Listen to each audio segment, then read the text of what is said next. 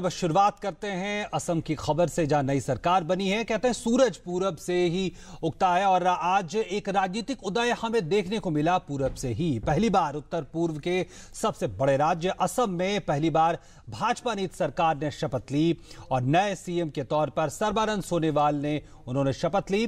शपथ ग्रहण समारोह में खुद प्रधानमंत्री नरेंद्र मोदी, राष्ट्रीय अध्यक्ष भाजपा के अमित शाह, लाल कृष्ण आडवाणी समेत बीजेपी के बड़े नेता पहुंचे। और इतना ही नहीं, शपथ ग्रहण समारोह में वीआईपी अतिथियों के अलावा कार्यक्रम में करीब 1 लाख लोग भी मौजूद थे।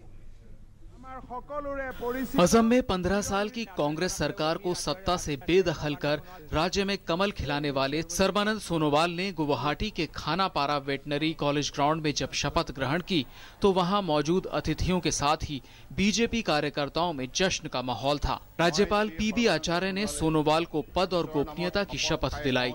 सोनोवाल ने ईश्वर के नाम पर असमी भाषा में शपथ ली। संविधाনৰ प्रति मैं प्रकृत विश्वास और अनुगत्य पोहन करिम। मैं भारतर सार्वभौमत्व और अखंडता रक्षा करिम। मैं असम राज्यर मुख्यमंत्री स्वरूपे विश्वस्ततारे और शुद्ध अंतकरणेरे मोर कर्तव्य सम्पादन करिम। राष्ट्रगान से शुरू हुए शपथ ग्रहण समारोह में सोनोवाल के बाद हेमंत बिस्व शर्मा ने मंत्री पद की शपथ ली। चंद्रमोहन पटवारी, केशव मोहंता, अतुल बोरा, रंजीत दत्ता, परिमल शुक्लबैद्य, प्रमिला रानी ब्रह्मा, रिहोन दैमारी ने भी मंत्री पद की शपथ ली। सोनोवाल के साथ 10 अन्य मंत्रियों ने शपथ ली। 10 मंत्रियों में से 6 मंत्री बीजेपी से और 2 एजीपी और बीपीएफ के हैं।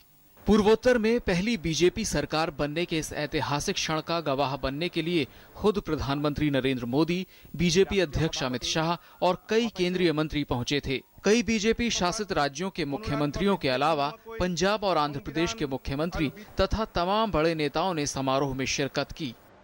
वीआईपी मेहमानों के अलावा कार्यक्रम में करीब 1 लाख लोग मौजूद थे। शपथ ग्रहण समारोह के दौरान लोग असम का पारंपरिक संगीत और नृत्य कर रहे थे।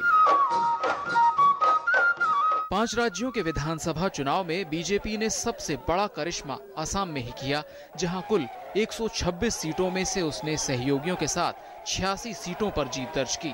15 वर्षों से सत्तारूढ़ कांग्रेस को मात्र 26 सीटों पर संतोष करना पड़ा। असम की राजनीतिक सत्ता में 1952 से ही कांग्रेस का वर्चस्व रहा है, लेकिन इस बार बीजेपी ने सोनोवाल की अगुवाई में कमल खिलाकर पूर्वोत्तर में अपनी मजबूत पैठ बना ली। घुसपैठ जो एक बहुत बड़ा मुद्दा था, उस पर ज़रूर बात हुई और बात होनी चाहिए थी और बात हुई भी। और लोगों को ये उम्मीद रहेगी कि अब सर्बानंद सोनोवाल जी उस मामले में कुछ करेंगे, क्योंकि इस विषय पे वो प्रमुख पिटिशनर भी रह चुके हैं, सुप्रीम कोर्ट तक जा चुके हैं। तो बाकी रही आर्थिक विकास की बात, मोदी जी हमेशा विकास की बात करते हैं। अब वो विकास पूर्वोत्तर के राज्यों में भी पहुँचे। असम वहाँ का सबसे बड़ा राज्य है, उसको बेस बनाकर आप कई सारे कार्यक्रम वहां पर चला सकते हैं। कभी छात्र राजनीति के अगुवा रहे सर्बानंद सोनोवाल 1992 से 1999 तक ऑल असम स्टूडेंट्स यूनियन यानी आसू के अध्यक्ष रहे। साल 2011 में वो बीजेपी में शामिल हुए। पहले उन्हें पार्टी की राष्ट्रीय कार्यकारिणी में शामिल किया गया और बाद में राज्य इकाई का अध्यक्ष भी बनाया गया। सोनोवाल सबसे पहले साल 2001 में असम के मोरन विधानसभा क्षेत्र से विधायक चुने गए।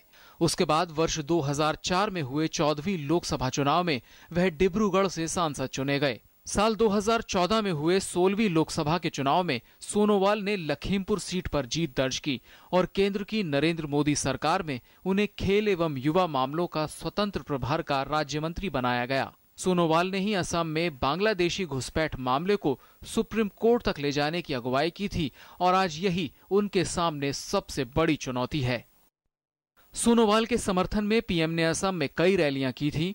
चुनाव प्रचार के दौरान पीएम सोनोवाल का परिचय कराते हुए देश में आनंद होगा और असम में सर्बानंद जैसा नारा दिया करते थे।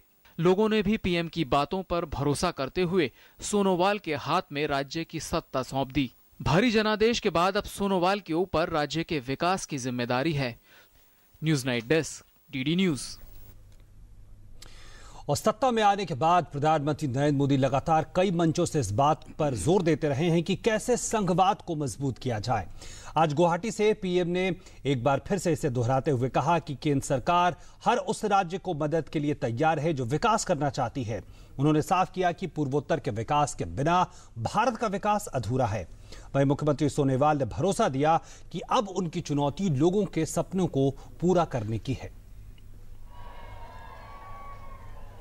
आपण लोग होकोलुके एने एक ऐतिहासिक रायदानोर बाबे मोय नोटो हिरे हेवा जोनाइसो। पूर्वोत्तर में पहली बार कमल खिलाने वाले सर्बानंद सोनोवाल के शपथ ग्रहण समारोह के बाद प्रधानमंत्री जब गुवाहाटी में भारी भीड़ से मुखातिब हुए तो कुछ इस अंदाज में बताया कि ये मौका कितना ऐतिहासिक है। राज्य में बीजेपी को भारी बहुमत देने के लिए असम के लोगों का धन्यवाद देते हुए प्रधानमंत्री ने सर्बानंद सोनोवाल की जमकर तारीफ की। प्रधानमंत्री ने भरोसा जताया कि सोनोवाल की अगुवाई में राज्य तेजी से विकास करेगा। मधुरता शायद उनके बॉडी लैंग्वेज का दूसरा नाम है। सरलता, सहजता, मृदुता, इनको सहज साध्य है। और मुझे विश्वास है कि हमेशा प्रसन्न चित्त रहने वाले सर्बानंद जी असम के सर्बानंद के लिए कोई कसर नहीं छोड़ेंगे। पूरी मेहनत और लगन के साथ असम के भाग्य को बदलने के लिए पूरा प्रयास करेंगे। प्रधानमंत्री ने कहा कि उनकी सरकार संघवाद में भरोसा रखती है और हर उस सरकार को मदद के लिए तैयार है जो विकास करना चाहती है।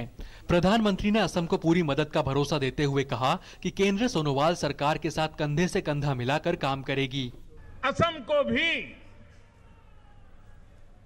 कभी कोई कमी महसूस नहीं होने दी जाएगी। असम जितना दौड़ेगा, असम सरकार जितना दौड़ेगी, दिल्ली सरकार भी उससे एक कदम ज्यादा दौड़ने का हमेशा प्रयास करेगी। प्रधानमंत्री ने पूर्वोत्तर को हिंदुस्तान का पूर्वी द्वार करार देते हुए कहा कि उनकी सरकार इन राज्यों के विकास को पूरी प्राथमिकता देती है। उन्होंने कहा कि पूर्वोत्तर के विकास के बिना भारत का विकास अधूरा है। हिंदुस्तान का पूर्वी छोर ये अगर विकास से वंचित रहेगा तो ये हमारी भारत माता समृद्ध नहीं हो सकती है।